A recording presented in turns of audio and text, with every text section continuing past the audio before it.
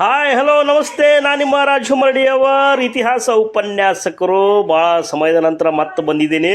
Already PU second year exam start ಆಗಿದ್ದಾವೆ. ನೀವು ಚೆನ್ನಾಗಿ ಬರೆದಿದ್ದೀರ ಅಂದ್ಕೊಂಡಿದ್ದೀನಿ.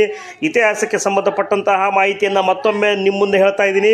ಅಧ್ಯಾಯ 6 ಸಾಮಾಜಿಕ ಧಾರ್ಮಿಕ ಸುಧಾರಣಾ ಚಳುವಳಿ. ಒಟ್ಟು 8 ಅಂಕಗಳು ಬರ್ತವೆ. 1 ಅಂಕದ ಪ್ರಶ್ನೆಗಳು 4 ಬರ್ತವೆ, 2 ಅಂಕದ ಪ್ರಶ್ನೆಗಳು 2 ಬರ್ತವೆ. ಈ ಪಾಠದಲ್ಲಿ 5 ಮಾರ್ಕ್ಸಿನ ಕ್ವಶನ್ ಬರೋದಿಲ್ಲ, ಕಾಲಾನುಕ್ರಮದಲ್ಲಿ ಬರೋದಿಲ್ಲ, ಆ ನಂತರವ ಮತ್ತೆ ಮ್ಯಾಪ್ ವರ್ಕ್ ಬರೋದಿಲ್ಲ. ಹಾಗಾದ್ರೆ ಏನು ಪ್ರಶ್ನೆಗಳು ಬರ್ತವೆ ನಿಮ್ಮ ಮುಂದೆ ಹೇಳ್ತಾ ಇದ್ದೀನಿ. ಈಗ 1 ಅಂಕದ ಪ್ರಶ್ನೆಗಳು. ಫಸ್ಟ್ ಒನ್, ಶಂಕರಾಚಾರ್ಯರ ಜನ್ಮಸ್ಥಳ ಕೇರಳದ ಕಾಲಡಿ. ಸೆಕೆಂಡ್ ಒನ್, ಸುಧಾರಕರ ಸಿದ್ಧಾಂತಗಳು.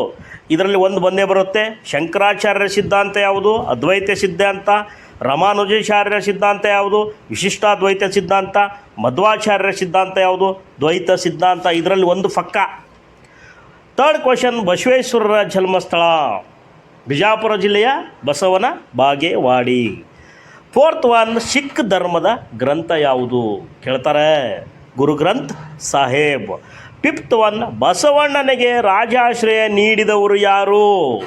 ಕಲ್ಯಾಣದ ಅರಸ, ಎರಡನೆಯ ಬಿಜ್ಜಳ.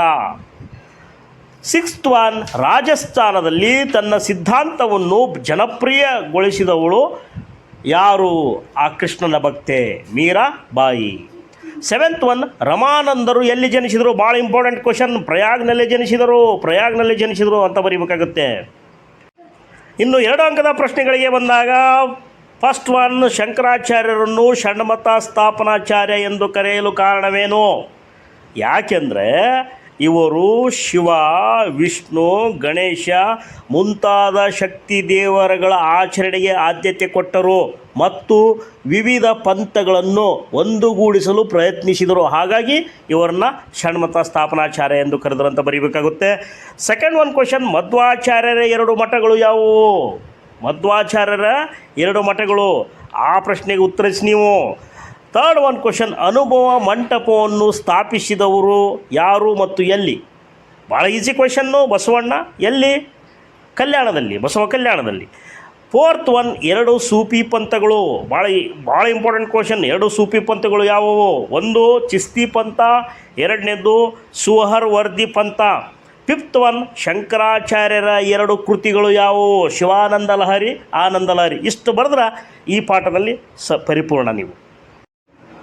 ಒಟ್ಟಾಗಿ ನಾಳೆ ದಿನ ಆಧುನಿಕ ಭಾರತ ಇತಿಹಾಸಕ್ಕೆ ಸಂಬಂಧಪಟ್ಟಂಥ ಒಟ್ಟು 37 ಅಂಕಗಳನ್ನು ಕೇಳುವಂಥ ಒಂದು ಲೆಸನ್ನನ್ನು ನಿಮಗೆ ಹೇಳ್ಕೊಡ್ತಾ ಇದ್ದೀನಿ.